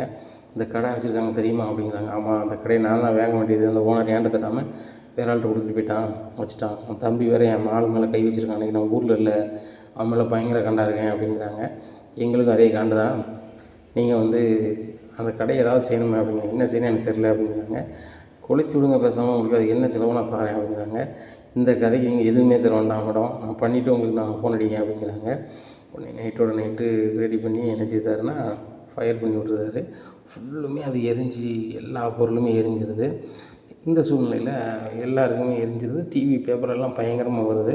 விடிய கிழமை எந்திரிக்காங்க. எந்திரிச்சோடனே முத்து ஃப்ரெண்டு வந்து வாட்ஸ்அப்பில் அனுப்பியிருக்காரு. பார்த்துட்டு முத்து ரொம்பவே ஷாக் ஆகிடுறாரு. அந்த நேரமும் மனோஜ் பயங்கரமாக தூங்கிட்டு இருக்காரு, என்ன நடக்குது ஏது நடக்குதுன்னு தெரியாமல். இந்த சூழ்நிலையில் எந்திரிச்சோன்னா பில்டப் பண்ணுறாரு. ரோகிணி, நான் ஃபர்னிச்சர் கடைக்கு போகணும், வா சாப்பிட்டு நம்ம கடைக்கு போவோம் அப்படிங்கிறாங்க. உடனே முத்து சொல்கிறாரு, எந்த கடைக்கு போக போகிற அப்படிங்கிறாங்க. டேய், என் ஃபர்னிச்சர் கடைக்குடா அப்படிங்கிறாங்க. அது இருந்தால் தானே போவேன் அப்படிங்கிறாங்க. உடனே விஜயா சொல்கிறாங்க, ஏய் என்ன லூசா நீ அப்படிங்கிறாங்க. இந்த சூழ்நிலை இந்த கடையை பாருங்கள், அப்பா அங்கே பாருங்கள் அப்படின்ட்டு செல்லை காமிக்கிறாரு. பார்த்தோன்னா அண்ணாமலை ஷாக் ஆகிடுறாங்க. என்னடா ரெண்டு ஷாக் ஆகிடுறீங்க அப்படின்னு சொல்லிட்டு செல்லை வாங்கி பார்க்குறாரு. மனோஜ் அரண்டுறாரு. கடை ஃபயர் ஆனான்னு சொல்லிட்டு மனோஜ் கடையை சொல்லிட்டு இருக்காங்க. எல்லா பொருளும் எரிஞ்சிட்டா அப்படின்னு சொல்லிட்டு முழிக்காங்க. உடனே ரோகிணி செல்லை வாங்கி பார்க்குறாங்க. என்ன மனோஜ் இப்படி சொல்கிறாங்க அப்படின்னு சொல்லிட்டு அவங்க செல்லையும் அடித்து பார்க்குறாங்க. இந்த சூழ்நிலையில் டிவியும் வச்சு பார்க்குறாங்க. எல்லாத்துலேயுமே அது வருது. மனோஜ், இது வந்து உனக்கு தெரியாதா வைக்காதான்னு சொல்லிட்டு கேட்குறாங்க. நான் உங்கள் வீட்டில் தான் இருந்தேன், தூங்கிட்டு தான் இருந்தேன் அப்படிங்கிறாங்க. நைட்டு தான் இப்படி ஆகிருக்கு, யாரோ அப்படி பண்ணியிருக்காங்க, வச்சுருக்காங்க அப்படி இப்படின்னுட்டு இருக்காங்க. இந்த சூழ்நிலையில் ஜீவா ஃபோன் அடிக்காங்க மனோஜுக்கு. என்ன மனோஜ், உன்னுடைய ஃபர்னிச்சர் கடை எரிஞ்சு போச்சாமல அப்படிங்கிற. ஏய் ஜீவா, நீ தான் பண்ணியா வச்சியா அப்படிங்கிறாங்க. ஏய் லூஸு, நான் கனடாவில் இருக்கேன், முட்டாள், கனடாவில் இருக்கேன், டிவியில் பார்த்தேன், ரொம்ப சந்தோஷமாக இருந்துச்சு, அந்த செய்தியை வந்து உன்ட்ட பகிரணும் அப்படிங்கிறதுக்காக தான் ஃபோன் பண்ணுறேன். ஏய் ஜீவா, உன்னை விடமாட்டேன் அப்படிங்கிறாங்க. விடமாட்டேன், இப்போ என்ன செஞ்சிருவேன், நான் கனடாவில் இருக்கேன், உன்ட்ட பணத்தை வாங்கினேன் அப்படின்னு சொல்லிட்டு அக்கௌண்ட்டில் மாற்றினேன் வச்சேன்னு சொல்லிட்டு நீ வந்து என்னை வந்து போலீஸில் போய் கம்ப்ளைண்ட் பண்ண, இப்போ எப்படி பண்ணுவேன் அப்படிங்கிறாங்க. ஏய் நீ தான் பண்ணியிருக்கியா வச்சுருக்கியா அப்படிங்கிற. ஏய் போயா, அது நீ ஒரு காலமும் கண்டுபிடிக்க முடியாது. ஆனால் வந்து எனக்கு தெரிஞ்சவங்க தான் வச்சுருக்காங்க, அதை ஒன்றும் அவனுக்கு சார்பாக சொல்ல போகிறது கிடையாது. சந்தோஷமாக இருக்குது நீ கதறும் போது அப்படிங்கிறாங்க. உன்னை ஜீவா உன்னை சும்மா விட மாட்டேன் அப்படின்னு சொல்லிட்டு ஃபோனை வச்சுருந்தாங்க. இந்த ஜீவாங்கிற பேர் எங்கேயோ கேட்டிருக்கோமே அப்படின்னு சொல்லிட்டு அப்படியே முடிச்சிட்ருக்காரு. இந்த சூழ்நிலையில் கனடாங்கண்ணே அப்படின்னு சொல்லிட்டு அப்படியும் யோசிக்காரு. சரி ரைட்டு அப்படின்னு சொல்லி அந்த நேரத்தில் சிந்திக்காமல் விட்டுறாரு. நம்ம கனடா மேடம் தான் சொல்லாமல் நினைக்காம அப்படி விட்டுறாரு. உடனே தீ எரிஞ்சுன்னா என்னென்னு பார்ப்போம்டா வாடா அப்படின்னு சொல்லிட்டு காரில் போய் பார்க்குறாங்க. அங்கே பூரா கரியாக கிடக்கு. உடனே ஃபயர் சர்வீஸ்லேருந்து கேட்குறாங்க, என்ன சார் இவ்வளோ நேரம் ஆயிடுச்சு, இப்போ வந்திருக்கீங்க, நீங்கள் தானே ஓனரா அப்படிங்கிறாங்க. ஆமாம் சார், கொஞ்சம் பேட்டா கொடுங்க சார், அங்கே இருக்கிறவங்க 10-15 பேருக்கு பேட்டா கொடுக்கணும் அப்படிங்கிறாங்க. கடையே போயிடுச்சு, நான் எதுக்கு பேட்டா கொடுக்கணும் அப்படிங்கிறாங்க. உங்கள் கடையை வந்து கம்ப்ளீட்டாக ஏரியா போச்சு, நாங்கள் தானே நினச்சிருக்கோம் அப்படிங்கிறாங்க. அதான் எல்லாம் போயிடுச்சே அப்படிங்கிறாங்க. இல்லை வந்தவங்களுக்கு தான் பேட்டா கொடுக்கணும் அப்படின்னு சொல்லிட்டு ஒரு 5000 கேட்குறாங்க. வேறு வழியெல்லாம் மனோஜ் 5000 கொடுக்குறாரு. எல்லாம் போச்சு ரோகிணி, நம்ம ஒன்றுமே செய்ய முடியாது அப்படிங்கிறாங்க. மனோஜ், ஒன்றுமே பண்ண முடியாதா அப்படிங்கிறாங்க. ஒன்றுமே பண்ண முடியாது ரோகிணி அப்படிங்கிறாங்க. உடனே ஸ்டேஷனில் போய் கம்ப்ளைண்ட் பண்ணுறாங்க. அவங்க போலீஸ் சொல்கிறாங்க, யார் என்னென்னு பார்த்து நாங்கள் நடவடிக்கை எடுக்கோம் அப்படிங்கிறாங்க. சார் நடவடிக்கை எடுத்தால் அவங்க வந்து இந்த பணத்தெல்லாம் தந்துடுவாங்களா அப்படிங்கிறாங்க. அது வந்து நீங்கள் கம்ப்ளைண்ட் கொடுத்த ஆள் வந்து நம்ம பிடிக்கணும், பிடிச்ச பிறகு அவங்கள்ட்ட கேட்டு பார்க்கலாம், தரல அப்படின்னா எஃப்ஐஆர் தான் போடணும், வேறு ஒன்றும் செய்ய முடியாது அப்படிங்கிறாங்க. சரி சார், இப்படியா என்கிட்ட பணத்தை வாங்கி பாருங்கள் சார், 30 லட்ச ரூபா போட்டிருக்கேன், அதுபோக வந்து கம்பெனிக்காரங்க இப்போ பொருள் நிறைய இருந்திருக்கு, 20% பொருளுக்கு தான் வந்து நான் வந்து ஓனரு, 80% பொருளுக்கு வந்து கம்பெனிக்காரங்க தான் ஓனரு, அவங்களுக்கு வேறு பணம் கொடுக்கணும் வைக்கணும் அப்படின்ட்டு இருக்காங்க. உடனே அதுக்கு அவர் போலீஸ் சொல்லிட்டாரு, நீங்கள் தான் அதுக்கு வந்து இன்சூரன்ஸ் எதுவும் பண்ணியிருக்கீங்களா பண்ணலையா அப்படின்னு கேட்குறாங்க. பண்ணல சார் அப்படிங்கிறாங்க. உங்கள் மேலே தானே சார் தப்பு, எல்லா பொருளுக்கும் நீங்கள் இன்சூரன்ஸ் பண்ணியிருக்கணும், அப்படி பண்ணிங்கன்னா நாங்கள் ஒரு எஃப்ஐஆர் போட்டோம்னா நீங்கள் ஆட்டோமேட்டிக்காக கம்பெனியில் க்ளைம் பண்ணிட்டு போகலாம், இப்படி நீங்கள் பண்ணியிருக்கணும்ல, கேட்டால் 7 டிகிரி 8 டிகிரி படிச்சிருக்கேன்னு சொல்கிறீங்க அப்படி அப்படிங்கிறாங்க. என்ன முத்து சொல்கிறாரு, டேய் நீ தான் பெரிய அறிவாளி, உன் பொண்டாட்டி தான் பெரிய அறிவாளி, இந்த மாதிரி வீட்டில் நடப்பீங்க, இந்த மாதிரி விஷயத்தில் இன்சூரன்ஸ் போடணும் கூட உனக்கு அறிவு இல்லையா அப்படின்ட்டு இருக்காங்க. டேய் மனோஜ், என்னடா அவங்க சொல்கிறாங்க, நீ போட்டியா போடலையாடா அப்படி போடலாமா அப்படிங்கிறாங்க. இன்னும் அவ்வளோதான் சீன் ஓவர் அப்படிங்கிறாங்க. உடனே முத்து, மீனா பார்ப்போம் அப்படின்னு சொல்லிட்டு வீட்டுக்கு கூப்பிட்டு போகிறாங்க. அங்கே போய் அண்ணாமல்கிட்ட சொல்கிறாங்க, முத்து எப்பா இந்த வீட்லேயே அவன் தான் பெரிய பிஸ்னஸ் பண்ணுறான் அப்படின்னு படம் போட்டுக்கிட்டு இருந்தான், கடவுளுக்கு பிடிக்கல போயிடுச்சு, இன்னுமேயாவது ஒழுக்கமாக வந்து எங்கேயாவது ஒரு வேலையை பார்த்து பிழைக்க சொல்லுங்கள் அப்படிங்கிறாங்க. டேய் நான் பெரிய லெவலில் பிஸ்னஸ் பண்ணுறேன், இதாக வேலைக்கு போகணும், என் பொண்டாட்டி சொன்னால் எங்கள் அப்பா வழி வந்த பிறகு என்கிட்ட கோடிக்கணக்கில் வாங்கி தர போகிறேன், நான் தொழில் பண்ண போகிறேன் அப்படிங்கிறாங்க. மனோஜ் உனக்கு அறிவே இல்லையா அப்படின்னு கத்துறாங்க. நீ ஏன் பண்ணி கத்துற அப்படிங்கிறாங்க. உள்ளே தான் சொல்கிறேன், இருக்க தொழிலை ஒழுங்காக பார்க்க தெரியல, எதனால் ஃபயர் ஆச்சு அப்படின்னு கூட இன்னும் வரைக்கும் புரிஞ்சுக்கிட உனக்கு தெரியல. இந்த சூழ்நிலையில் ஜீவா உனக்கு ஃபோன் அடிச்சு வச்சான்னு சொல்லிகிட்டு இருக்க அப்படிங்கிறாங்க. ரோகிணி உனக்குமா தெரியாமல் இருக்குது, அந்த ஜீவாட்டிருந்து நம்ம வந்து கொடுத்த 27 லட்ச ரூபாயும் தாண்டி ஒரு 3 லட்ச ரூபா ஃபைன் வாங்கணும், அந்த கடுப்பில் தான் யாரையாவது வச்சுட்டு பண்ணியிருக்கா, அதெல்லாம் சும்மா விட மாட்டேன் அப்படிங்கிறாங்க. அப்போ தான் ஜீவாங்கிறாங்க, கனடா மடாங்கன்னா இந்த 27 லட்ச ரூபா அப்போ நம்ம அப்பா பணமா அப்படின்னு சொல்லிட்டு, டேய் 27 லட்ச ரூபா எதுடா அப்படிங்கிறாங்க. டேய் அப்பா பணம் தான்டா, அப்பா பணத்தை ஏமாற்றிட்டு போனது வேணாம்டா, அதுக்கு 3 லட்ச ரூபா வட்டி மூலமாக வாங்கினேன்டா, அதான் அந்த பகையில் அவள் செஞ்சுட்டான்னு நினைக்கிறேன் அப்படிங்கிறாங்க. இதை கேட்டால் முத்துக்கு சரியான கடுப்பாயிருது. அந்த ஆள் வெளுன்னு ஒழுக்காரு. ஏய் உள்ளதை சொல்லிட்டா அப்படிங்கிறாங்க. ஆமாடா ஜீவாட்ட வாங்கிட்டேன்டா அப்படிங்கிறாங்க. பணத்தை வாங்கிட்டு என்னடா செஞ்சேன் அப்படிங்கிறாங்க. பிஸ்னஸ் ஆரம்பிச்சிருக்க மாட்டே தாண்டா அது அப்படிங்கிறாங்க. அப்போது அவங்க மாமனார் பணம் தரலையா அப்படிங்கிறாங்க. அவர் தான் ஜெயிலில் இருக்காருடா, எப்படிடா தர முடியும் அப்படிங்கிறாங்க. இதை கேட்ட விஜயாவிலேருந்து, அண்ணாமலையிலேருந்து, ரவியிலேருந்து, சுதிலேருந்து எல்லாருமே ஷாக்காகி நிற்கிறாங்க. அப்போ மீனா கேட்குறாங்க, மாமா பணத்தை வச்சுக்கிட்டு தான் நீங்கள் வந்து உங்கள் மாமா அனுப்பின மாதிரி சீன் போட்டுட்டு இருந்தீங்களா அப்படிங்கிறாங்க. மீனா நீலாம் அது கேட்கணும் அவசியம் இல்லை, அது எங்கள் அப்பா பணம், எங்கள் அப்பா பணத்தை என்ன செய்யணும் ஏதை செய்யணும் எனக்கு தெரியும் அப்படிங்கிறாங்க. டேய் மனோஜ் அது ஏன் பணம், எனக்கு கேட்க எனக்கு உரிமை இருக்குல்ல, என் பணத்தை என்னடா செஞ்சேன் அப்படிங்கிறாங்க. அப்பா தொழில் பண்ணேன் இப்போ ஃபயர் ஆயிடுச்சுல அப்படிங்கிறாங்க. உடனே முத்து சொல்கிறாரு, நீ சொல்கிறதெல்லாம் கேட்டுக்கிட்டு இருக்க முடியாது, இப்போ எங்கள் அப்பா பணம் வந்தாகணும் சரியா, அந்த கனடா மேடம் தான் உனக்கு வந்து பணம் வந்துச்சா அப்படிங்கிறாங்க. டேய் அது உனக்கு எப்படிடா தெரியும் அப்படின்னு இந்த மேடமானு காமிக்கிறாரு. ஆமாடா இந்த ஜீவோ போட்ட மட்டும் ஏதா அப்படிங்கிறாங்க. இது எனக்கு அந்த கஸ்டமர் தான், எனக்கு இவங்க தெரிஞ்சவங்க தான், என்கிட்டே பேசுகிறேன்னு சொல்லிட்டு ஃபோனில் கேட்குறாங்க. அவங்க நடந்தது ஃபுல்லாமே சொல்லிடுறாங்க. முத்து உங்கள் அண்ணன்னு தெரியாது, ஆனால் வந்து நானும் அவனை லவ் பண்ணது நிஜம், அவன்கிட்ட உண்மையும் இல்லை, அதனால் நான் கிளம்பி வந்துட்டேன். அவன் 27 லட்ச ரூபா நெட்டு போனது நிஜம், அதை நான் திருப்பி கொடுத்துட்டேன். அதுக்கு என்கிட்ட வட்டியும் முதலமாக சேர்த்து 3 லட்ச ரூபா ஸ்டேஷனில் வாங்கிட்டாங்க, இந்த தேதியில் வாங்கிட்டாங்க. என்ன இப்போ வந்து அதை வச்சு தொழில் பண்ணியிருப்பாங்க போல், ஏதோ ஃபயர் ஆகிட்டு போல். இதை நான் டிவியில் பார்த்தேன், இதை பார்த்துட்டு தான் ஃபோன் அடித்தேன். என்ன ஏமாற்றி 3 லட்ச ரூபா வாங்கினேன் பாரு, மொத்தமாக போயிடுச்சா அப்படின்னு சொல்லிட்டு ஒரு ஃபோன் பண்ணி கேட்டது நான் உண்மை தான், என்னை மன்னிச்சிக்கோ முத்து, உங்கள் அண்ணன் எனக்கு தெரியாது அப்படிங்கிறாங்க. மேடம் பாருங்கள், நீங்கள் கொடுத்த பணத்தை கூட பிரயோஜனப்படுத்தலை அப்படின்னு சொல்லிட்டு, சாரி மேடம் அப்படின்னு சொல்லிட்டு ஃபோன் வச்சிடுறாங்க. டேய் அப்பா பணத்தை 27 லட்ச ரூபாய் அந்த பணம் ஃபுல்லாக 3 லட்ச ரூபா பணத்தையும் எல்லாத்தையுமே வம்பாக்கிட்டேடா, இவ்வளோ படிச்சிருக்கேன்னு சொன்னீங்க முட்டாப்பையில், படிச்சிருக்க நீ வந்து அந்த பொருளுக்கு இன்சூரன்ஸ் பண்ண உனக்கு அறிவு கொஞ்சம் கூட இல்லையா அப்படிங்கிறாங்க. இல்லைடா இன்சூரன்ஸ் பண்ணதுக்கு ஒரு 20,000 ரூபா ஆகுனாங்க, நான் சரி 20,000 ரூபா செலவு பண்ணணுமான்னு நினச்சேன் அப்படிங்கிறாங்க. 20,000 ரூபா ரெடி பண்ணணுமா நினச்சேன், பார்த்தல 2 கோடி ரூபா பொருள் போயிடுச்சு, இப்போ கம்பெனிக்காரங்களுக்கு எப்படி பணம் கொடுக்க போகிற அப்படிங்கிறாங்க. தெரிலடா அப்படிங்கிறாங்க. ஏம்மா நீங்கள் தான் ஏதாவது பண்ணணுமா அப்படின்னா, என்னடா பண்ண முடியும் அப்படிங்கிறாங்க. நம்ம அந்த வீட்டு பத்திரத்தை வச்சு தச்சவன் கம்பெனி கொஞ்சம் காசு கொடுத்தா அவங்க யாரும் நெருக்கடி பண்ணாமல் இருப்பாங்கம்மா, இல்லைனா என் மேலே கம்ப்ளைண்ட் பண்ணி 420 பண்ணிட்டுன்னு சொல்லி மோசடி பண்ணிட்டுன்னு சொல்லிட்டு எஃப்ஐஆரை போட்டு உள்ளக்குள்ளே அடைச்சிடுவாங்கம்மா அப்படிங்கிறாங்க. டேய் மனோஜ் இந்த வீடு மட்டும்தானடா இருக்குது, உடனே நம்பி எப்படிடா வைக்க முடியும் அப்படிங்கிறாங்க. அண்ணாமலை சொல்கிறாங்க, என் பணத்தையும் ஏமாற்றி அந்த பிள்ளை பணத்தையும் ஏமாற்றி எல்லாத்தையும் காலி பண்ணிவிட்டேன், இந்த சூழ்நிலை வீட்டு பத்திரத்தை வச்சு அவளும் தரமாட்டேன், நான் தரவும் விட மாட்டேன், நீ என்ன செய்வியோ பொண்டாட்டி என்ன செய்வியோ எனக்கு தெரியாது சரியா, நீங்களே உங்கள் கதையை பார்த்துக்க வேண்டியது அப்படிங்கிறாங்க. உடனே மீனாட்ட சொல்கிறாங்க ரோகிணி, மீனா நீங்கள் சொல்லுங்கள் அங்கிள்கிட்ட, நீங்கள் சொன்னால் அங்கிள் கேட்பாங்க, முத்து நீங்கள் சொல்லுங்களேன் அப்படிங்கிறாங்க.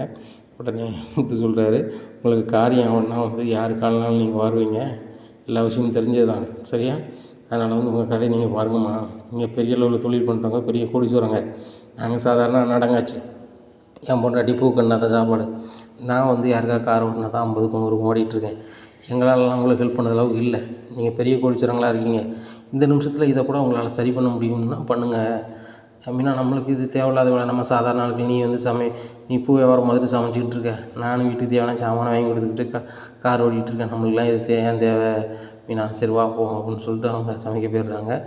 திரும்பி வராரு முத்து, இங்கே பாரு எல்லாம் எழுதி எப்படி எனக்கு தெரியாது, எங்கள் அப்பா பணம் 27 லட்ச ரூபா எப்போ தருவேன் அப்படிங்கிறாங்க. டேய் நானே ஒன்றும் இல்லாமல் இருக்கேன் அப்படிங்கிறாங்க. நீ எப்போவுமே ஒன்றும் இல்லாமல் தான் இருப்ப, உன் தலைவிதி அதுதான், நீ உழைச்சி சாப்பிட்றதா இருந்தால் வந்து அது உன் கையில் நிற்கும், நீ அடுத்தவனை ஏமாற்றி சாப்பிடணும்னு நினைக்கும் போது 1 ரூபா நிற்காது, 27 லட்ச ரூபா வந்தாகணும், நீ உங்கள் மாமன்கிட்ட தேவிட்டு வாங்கி தருவியோ இல்லை உங்கள் மண்ணாங்கட்டிட்டு வாங்கி தருவியோ எனக்கு தெரியாது, 27 லட்ச ரூபா பணம் என்ன செஞ்சுருக்கணும், ஒரு மாதம் இந்த வீட்டுக்கு வந்திருக்கணும், அப்படி வரலையா அப்படின்னா நீனும் முன்னாடி இந்த வீட்டில் இருக்க முடியாத பார்த்துக்கோ அப்படிங்கிறாங்க. இங்கே ரோகிணிக்கு என்ன பதில் சொல்லணும்னே தெரில, திருன்னு முழிக்காங்க. உடனே ரோகிணி விஜயா ஆரம்பிக்காங்க, ரோகிணி இந்த பணம் உங்கள் அப்பா அனுப்புனார் அப்படி இப்படின்னு சீனை போட்டுக்கிட்டு இருந்தேன், என் வாய் அடைக்கிறதுக்கு தான் மாதம் 5000 ரூபா கொடுத்து நீ சரி பண்ணிகிட்டு இருக்கியோ, நான் வந்து இதை பார்த்துக்கிட்டே இருக்கணும்னு நினச்சிட்டு இருக்கியோ, என் வீட்டுக்கார பணத்தைங்க அப்படிங்கிறாங்க. ஆண்டி இந்த தொழிலில் தான் போட்டோம் போயிடுச்சுன்னு உங்களுக்கே தெரியுங்களா, நீங்களே இப்படி கேட்குறீங்களா ஆண்டி அப்படிங்கிறாங்க. இதெல்லாம் சமாளிக்க வேண்டாம், உங்கள் அப்பா அனுப்ப போன பணம் அப்படி இப்படின்னு சீனை போட்டால் என்கிட்ட கூட நீங்கள் உள்ளதை சொல்லலை. நான் உங்கள்கிட்ட எவ்வளோ உரிமையாக பழகுறேன். சரி என் பையன் என் மருமகன் சொல்லிட்டு நீங்கள் என்கிட்டயே உள்ள சொல்லியிருக்கணும்ல. இந்த முத்து மீனாக்கிட்ட நீ அசிங்கப்படுத்து தான் நீங்கள் ஒன்றுமே சொல்லாமல் இருந்திருக்க அப்படி இப்படிங்கிறாங்க. உன்னை என்ன பண்ண சொல்கிறாங்க, டேய் மனோஜ், உண்மைங்கிறது மனுஷனுக்கு கொஞ்சமாக அது வேணும். உன்கிட்ட அது இல்லை. அதனால தான் கடவுள் ஒரு வழியில் உனக்கு அந்த தொழிலில் பறிச்சிட்டாரு. இனிமையாவது உண்மையாக இருக்குது. அந்த 27 லட்ச ரூபாய் நீ கொடுக்கணும்னு அவசியம் இல்லை. போன பணம் போனதாகவே இருக்கட்டும். சரியா? நீ வந்து ஏதாவது ஒரு நல்ல இடம் வேலையை தேடு அப்படிங்கிறாங்க. எப்போ அந்த கனடாவில் தான் போயிட்டப்பா அப்படிங்கிறாங்க. பழைய மாதிரி லூஸு மாதிரியே பேசிகிட்டு இருக்காத. 5000 சரி தான், 10,000 சரி தான். உன் தகுதிக்கு கீழே உள்ள வேலையாக இருந்தாலும் பாரு. என்ன உன் பொண்டாட்டி உழைப்பில் சாப்பிடாம நீ உழைச்சி உன் பொண்டாட்டிக்கு ஒரு வாய் சோறு போடு. அந்த சந்தோஷமே தனியாக இருக்கும். அகலக்கால் வைக்காத, அழிஞ்சு போயிடுவேன். அதனால் வந்து இயல்பாக வாழ பாரு, வாழ்க்கையில் ஜெயிக்கலாம். அந்த முத்து மீனாவும் பாரு, எவ்வளோ உழைச்சாலும் வந்து அமைதியாக தான் இருக்காங்க அப்படிங்கிறாங்க. இப்போ அவன் படிக்கல, சாதாரண டிரைவரு, அவன் பூக்காரி அப்படி இப்படின்ட்டு இருக்காங்க. அவங்க சாதாரண அவன் டிரைவராக இருந்தாலும் சொந்த வண்டி வச்சுருக்கான். என்ன அதுபோக வந்து யார்கிட்டையும் கை நீட்டி வேலை பார்க்கல, சோம்பேறியாக இருக்கலை. மீனாவும் அப்படி தான். ஆனால் நீ வந்து அப்படி இருக்காத. நான் பெரிய வேலை கிடைச்சா தான் பார்ப்பேன் வைப்பேன் அப்படின்னு சொல்லிகிட்டு இருக்காத. எந்த வேலை கிடைக்கும் அதை பார்க்க பாரு. இல்லையா அப்படின்னா நீ சாப்பாட்டுக்கு ரொம்ப கஷ்டப்படுவேன். என் காலம் விஜயா காலம் வரைக்கும் உனக்கு சோறு கிடைக்கும். நாங்கள் 2 பேரும் போய் சேர்ந்துட்டோம் அப்படின்னா உனக்கு ஒரு வாய் கஞ்சி கிடைக்கணும்னா நீ உழைச்சா மட்டும் தான் கிடைக்கும் அப்படிங்கிறாங்க. உடனே ரோகிணி சொல்கிறாங்க, என் வீட்டுக்காரருக்கு என்னால் உழைச்சி போட முடியும் அங்கிள் அப்படிங்கிறாங்க. எவ்வளோ நாளுக்குமா போடுவேன்? உங்களுக்கும் பிள்ளை குட்டி ஆகிட்டுனா அதை வளர்க்கணும்ல. அதனால் வந்து உன் புருஷனை நல்ல ஒரு இடத்துக்கு வேலைக்கு போய் சொல்லுமா அப்படிங்கிறாங்க. மனோஜ், அங்கிள் சொன்னதை கேட்டிங்களா? இன்னும் வந்து நம்ம வேலைக்கு போனால் தான் சாப்பிட முடியும் அப்படிங்கிறாங்க. ரோகிணி, நான் இப்படி பிஸ்னஸ் பண்ணிட்டு நான் எப்படி ரோகிணி நான் வந்து வேலைக்கு போக முடியும் அப்படிங்கிறாங்க. மனோஜ், புரிஞ்சுக்கோங்க, இன்றைக்கி நிலைமைக்கு வந்து நீங்கள் தான் உங்கள் மேலே தான் தப்பு. நீங்கள் இன்சூரன்ஸ் பண்ணியிருந்தீங்கன்னா அந்த பணத்தை வாங்கியிருக்கலாம். இப்போ அதுவும் பண்ணாமல் விட்டீங்க. இன்றைக்கி நிலைமையில் வந்து நம்ம கஷ்டப்படுறதுக்கு எல்லாத்துக்குமே காரணம் நீ தான் மனோஜ். ஒன்று நினச்சா தான் எனக்கு வெறுப்பாக இருக்குது. வீட்டில் யாருமே எனக்கு சப்போர்ட் பண்ண மாதிரி இல்லை. நீனும் இவ்வளோ படிச்சிருக்கேன்னு சொல்லிட்டு இருந்தால் கூட உனக்கு தெளிவு இல்லை, ஒன்றும் இல்லை. உன்னை நம்பி நான் ஏன்டா கல்யாணம் பண்ணி சொல்லிட்டு ரொம்ப வெறுப்பாக இருக்கேன் அப்படின்னு சொல்லிட்டு ரொம்ப கோவத்தில் பேசுகிறாங்க. ரோகிணி அவங்க எல்லோரும் சொல்லதை வச்சு நீ தப்பாக நினைக்கிற. நான் வந்து இன்சூரன்ஸ் பண்ணாமல் இருக்கிறது தான் தப்பு. ஃபயர் ஆனதுக்கு நானும் தப்பு. போலீஸ் கண்டுபிடிச்சிட்டாங்கன்னா அவங்க யாருன்னு பார்த்துட்டு நம்ம பணத்தை வாங்கிடலாம் அப்படிங்கிறாங்க. மனோஜ், அது முடியுமா அப்படிங்கிறாங்க. போலீஸ் தான் ரெடி பண்ணி தரேன் இருக்காங்களா அப்படிங்கிறாங்க. உடனே சரி மனோஜ், காலையில் போய் நம்ம ஸ்டேஷனில் போய் என்னென்னு பார்ப்போம் அப்படின்னு சொல்லிட்டு பேசுகிறாங்க. சரி ரோகிணி, நீ மட்டும் என் மேலே கோவப்படாத. நான் எப்படியாவது அந்த யார் கொடுத்தாங்களோ அதை தெரிஞ்சுக்கிட்டு அவங்கள்ட்ட எப்படியாவது நெருக்கடி பண்ணி பணத்தை வாங்கிடலாம். எப்படி நம்ம ஜீவாட்ட பணம் வாங்கினோமோ அதே மாதிரி இவன்ட்டையும் பணத்தை வாங்கி நம்ம ஷோரூமை மறுபடியும் திறந்துடலாம் அப்படிங்கிறாங்க. மனோஜ், நீ அப்படி செஞ்சால் மட்டும்தான் அந்த வீட்டில் நமக்கு மரியாதை இருக்கும். இல்லைன்னா நம்ம வேலைக்கார மாதிரி தான் பார்ப்பாங்க. இப்போ பார்த்தீங்களா, ஒரே நாளில் ஆட்டமே காலின்னு சொல்லி இந்த வீட்டில் பேசுகிறாங்க. முத்து மீனாவும் ரொம்ப நக்கலாக பேசுகிறாங்க. அங்கிள் எப்போவுமே வந்து நடுநிலையாக இருப்பாங்க. அவங்க கூட வந்துட்டு இன்றைக்கி வந்து முத்துக்கு மீனாவும் சப்போர்ட் பண்ணுறாங்க அப்படின்னு சொல்லிட்டு பேசுகிறாங்க. இந்த மாதிரி சூழ்நிலையில் கூட நம்ம பண்ணது தப்பு அப்படின்னு சொல்லி ரோகிணி மனோஜ் உணரவே இல்லை. இனி என்ன நடக்கும் இந்த மனோஜ் ரோகிணி வாழ்க்கையில் அப்படிங்கிறத பொறுத்திருந்து பார்க்கலாம். நம்ம சேனலை நீங்கள் மறக்காமல் லைக் அண்ட் சப்ஸ்கிரைப் பண்ணுங்கள். நன்றி, வணக்கம்.